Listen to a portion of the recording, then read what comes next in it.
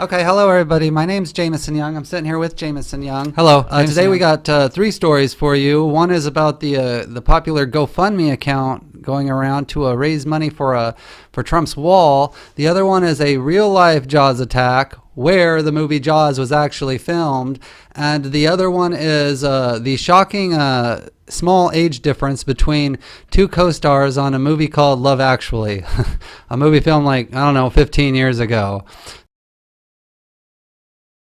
President Trump's long-promised border wall. The campaign called We the People Will Fund the Wall had raised more than $20 million so far. The goal is $1 billion. Americans are putting their money where their mouth is, the campaign's founder Brian Kolfag said in an interview Friday. A triple amputee who served in Iraq, he suggested that on the GoFundMe page that if the 63 million people who voted for Trump were to each donate about $80, they would raise over $5 billion. So that's the amount that Trump is currently seeking. So what do you think? I think it's a really cute idea, but first of all, $20 million is a long ways away from billions. On top of that, it's not quite as simple. They'd still have to go through, Congress would still have to approve this money. I don't know the exact details, but there is a law that you can't just, you can't accept donations that would bind the administration's hands. Plus, even if they do raise it, they'd still have to pay taxes.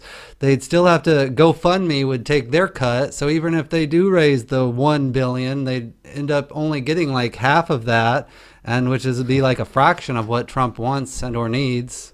Okay, I'll continue reading through this article. Like Mr. Trump, Mr. Kolfag has focused his wrath on congressional Democrats whom he blames for refusing to fund the project. They'd rather see President Trump fail than Americans secede, he wrote on the fundraiser page. Immigration advocate groups condemn the GoFundMe campaign, calling it a misguided venture fueled by xenophobia and racism. You're kidding me. They're pulling the race card.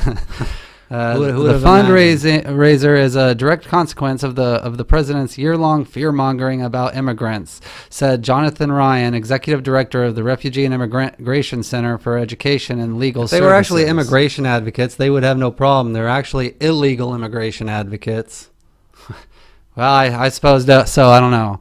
Anyway, well, whatever. This guy, he says this guy, we're not scared of those who would support President Trump's racist border wall. So, right. In that way, Mr. Kolfag dismissed the criticism, saying he simply opposes illegal immigration. Just go through the front door, and so we can get them verified, vet them, and I'm all for it. Mr. Kolfag assured donors that 100% of your donations will go to Trump's wall, and that his team had contacted the Trump administration about securing funds. He also wrote that he was working with the law firm to draft a contract that would bind the government to use the funds for the border wall and nothing else. And it's gone all the way up to President Trump. So it looks like he's mentioning your legal issues about getting this done. So maybe they're, yeah. Well, hope the best for him. Well, yeah, who knows? Okay, next up on the list is the seaside destination that gave the world Jaws is going through its own real-life Jaws attacks, Jaws crisis. It's had two shark attacks, including the nation's lone fatality this year. It's sparked a big debate on what to do in the Cape Cod area. The question promises to be among the most closely watched 2019 decision in Massachusetts, the region south of Boston where the 1975 blockbuster was filmed. Hosts about 4 million visitors a year, represents more than $1 billion in tourism plus thousands of jobs. So what's your take? I don't know. Hire Quinn, I guess. He got killed in Jaws.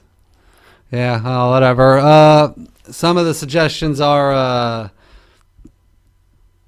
an eye in the sky. Do you think drones would help? I don't know. I don't really have an opinion on this. What about barriers or nets? Sure, just kill them. Yeah, sure.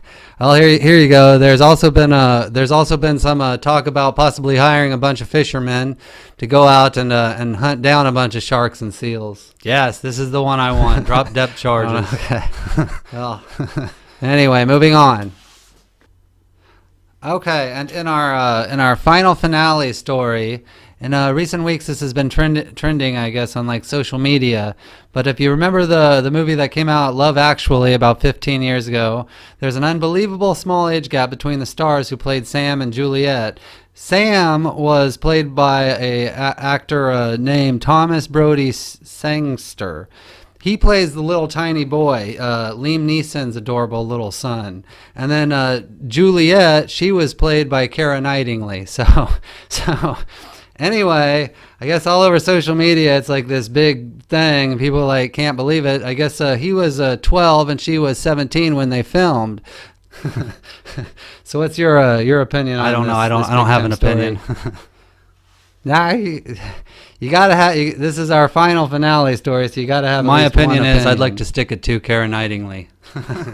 Okay, wow. Remind me not to ask Jameson for his opinion again. Anyway, thanks for tuning in to our YouTube channel, Self-Conflicted. Thank you.